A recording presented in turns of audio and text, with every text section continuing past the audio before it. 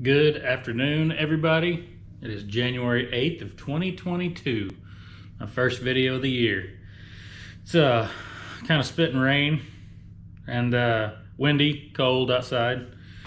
So I came out here to the garage and I thought I would make this video. It is going to be a lot of information coming at you, but I thought maybe there might be a place for it out there. Maybe it'll help some of you guys that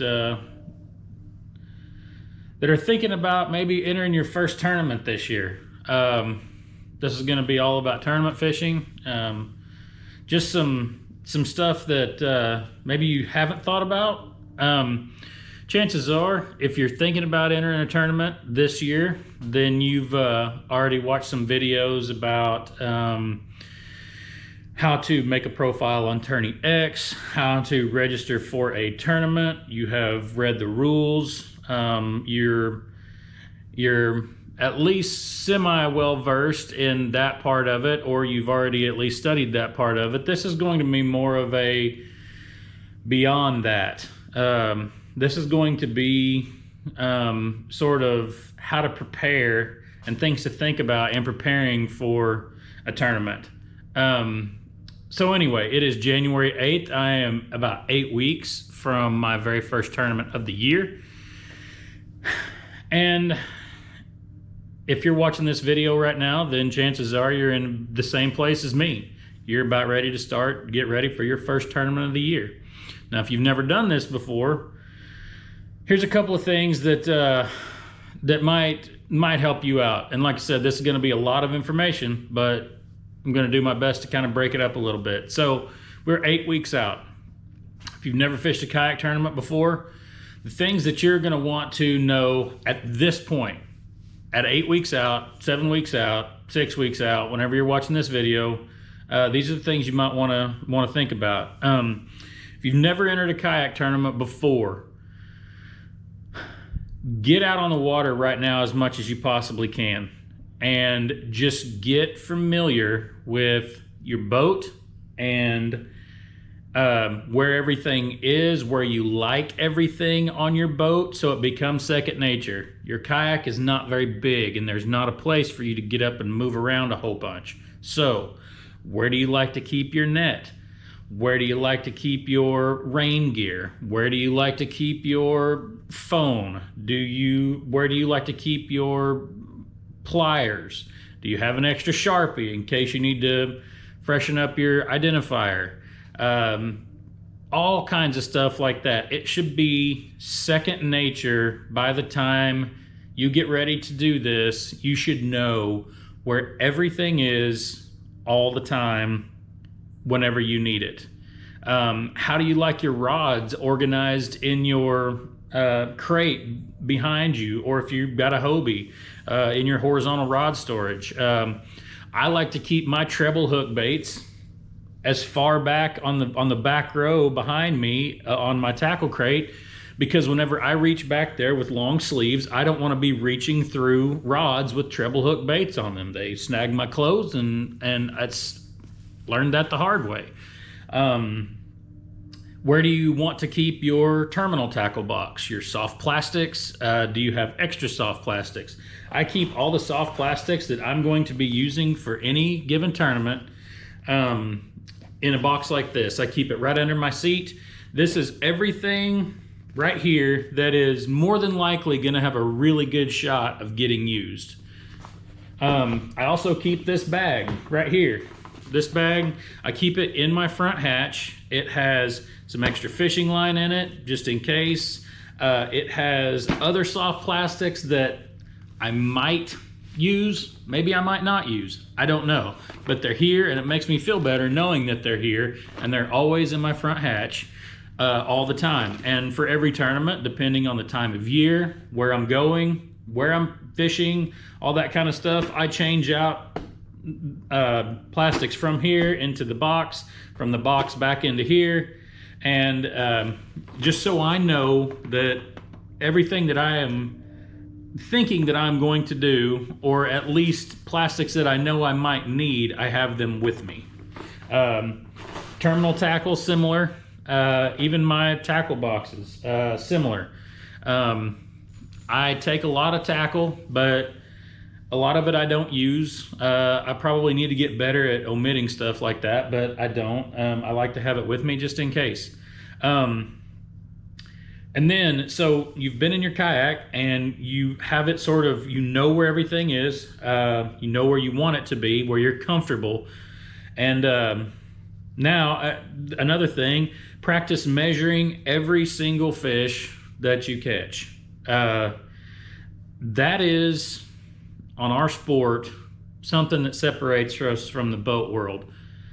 Catching the fish is hard enough, especially this time of the year. The last thing you want to do is take a bad picture, have the fish jump out of the boat, whatever. Practice, practice, practice. I can't tell you how key it is to practice measuring your fish.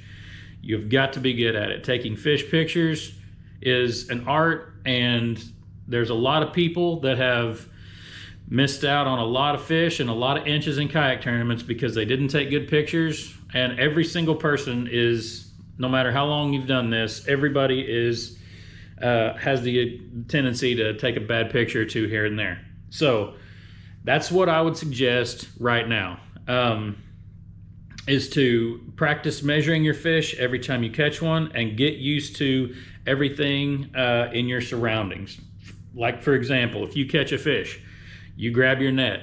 It's always in the same place every time. You net the fish. Now you got a fish in the net in the boat, rod in your hand. You got to get your board, your phone, all that stuff out. Where are you going to put all that stuff? Where are you going to put the fish? Where are you going to set your rod? All that stuff is very important, and it saves time. And when it becomes second nature, you will be so much more comfortable out there on the water, because like I said, it just kind of becomes second nature for you. Okay, so we've gone through, 8 weeks before a tournament, getting everything kind of ready, learning your boat. Now we're going to go to, in the, week to 10 days, 2 weeks leading up to the tournament. The first thing I do is I check the weather. I check the weather religiously throughout the fishing season, all the time. I want to know, what are the temps kind of looking like? I know it's 2 weeks in advance, but it can give you some kind of an idea. Is there any kind of chance of rain? Is there any kind of chance of cold fronts, warm fronts? What are you looking at, especially this time of the year? I check that religiously. So, like I said, 10 days out, 2 weeks out, give it a cursory glance, just kind of check it, see what's going on. Then I start going to my maps. I check Google Earth and I check Google Maps. Sometimes, they're a little different, but not always, but I do like to check both. And then Navionics web app, that's a key for me. So I can check, the lake that I'm going to and see the, topography of the lake, flats, bluffs, channel swings, all that kind of stuff. And I check that a lot. Then, if I get a chance, I'll try to go out and I'll try to pre-fish once or twice. Most of the time, I can't. So if you can't, then I would suggest at least driving over to the area to look at it.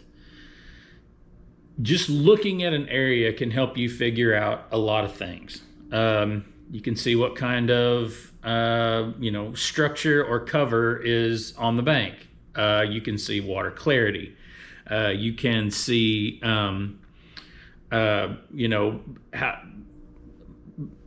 depth. Is it like it shows it on Google Earth or Google Maps? Are the docks be fishable? Where you want to launch, is that going to be accessible?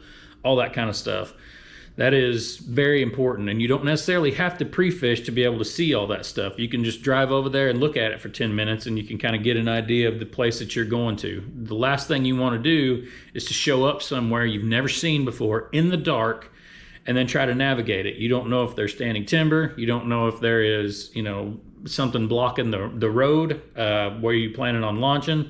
If it's flooded and there's a bunch of junk floated up on the road. I've had that happen where the road's impassable. now you're stuck. You got to go somewhere else and scrap your first plan. So in the week to 10 days leading up to it, that is something that I always try to do. Follow social media pages. I follow a page here in Arkansas called Fishing Northwest Arkansas. It has nothing to do with kayak fishing. It's got more to do with striper fishing, maybe crappie fishing, walleye fishing that time of year. But at least somebody will post something on there that will say, I was in the such and such area, water temps were 49 degrees. That's a huge key without you having to be on the water. So just pay attention, follow that kind of stuff. Watch your YouTube videos, read your articles if you want to. Whatever you want to do to try to help you get prepared for where you're getting ready to go. So it could help you whenever you get out there. So that's in the week to 10 days leading up. That's kind of your study time for me.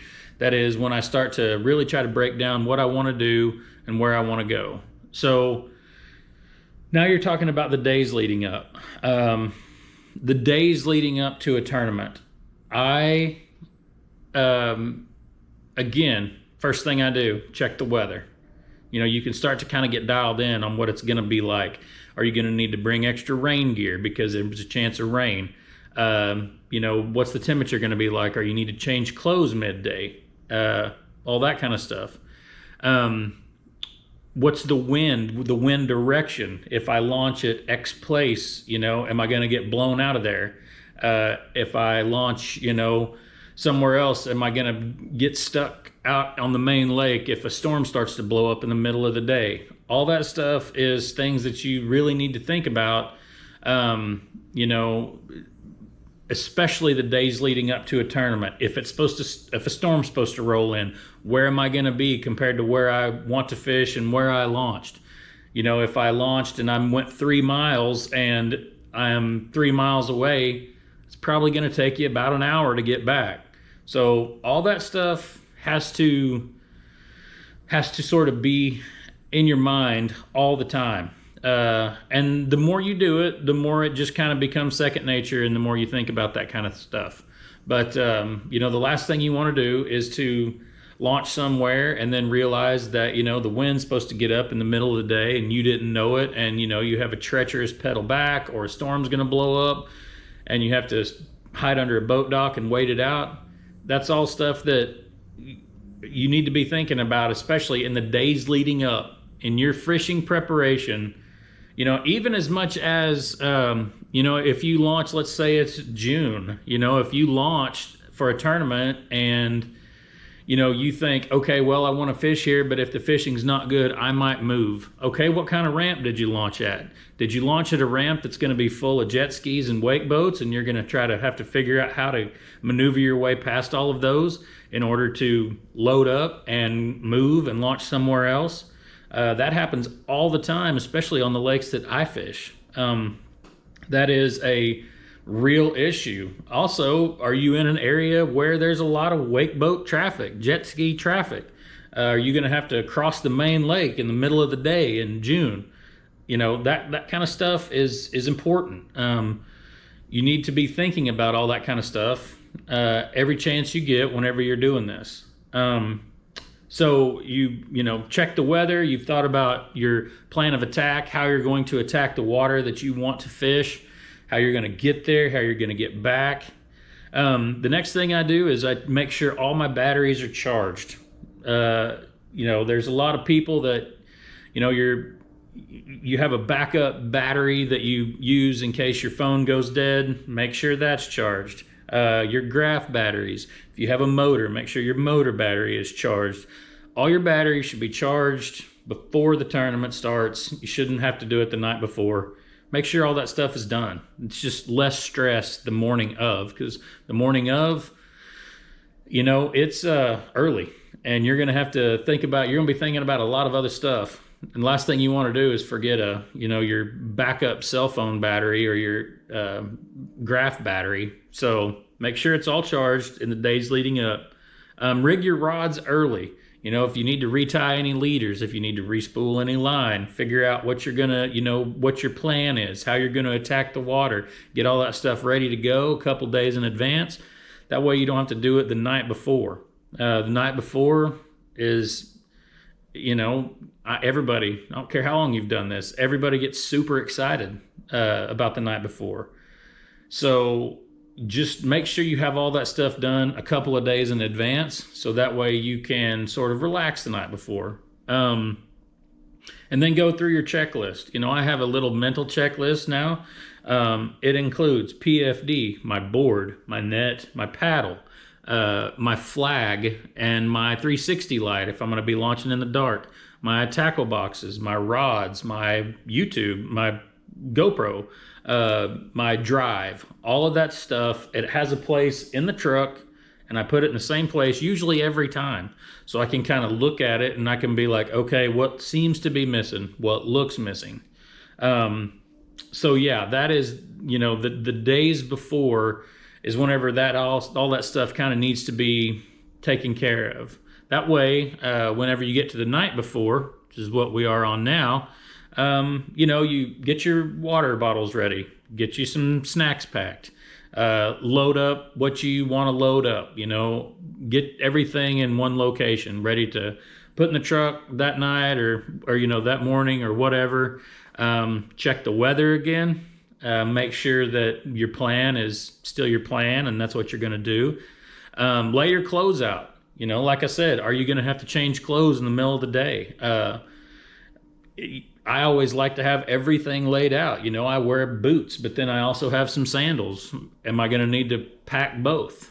Am I going to, need shorts because it's supposed to get hot during the day? Something like that. I like to have that stuff laid out the night before.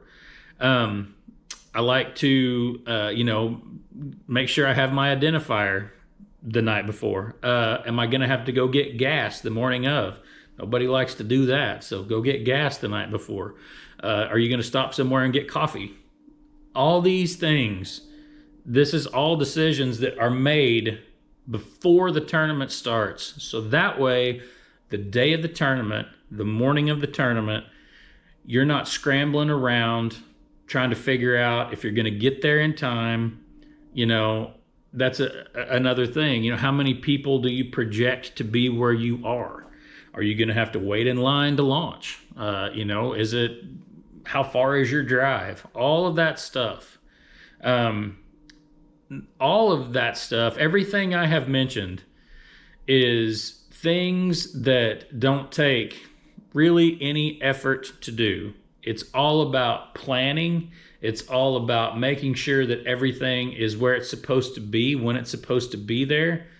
And so that way, whenever tournament day comes, you can just focus on trying to catch fish, which is hard enough. So anyway, this was a lot of information, I know, but hopefully out there, there is somebody that was like, oh my gosh, I didn't think of that or something. So anyway, if you like this video, consider subscribing, give it a thumbs up, and let me know if I missed anything down in the comments. What do you do that I didn't mention, or what did I forget to mention? Anyway, as always, thank you for watching, and we will see you on the next one.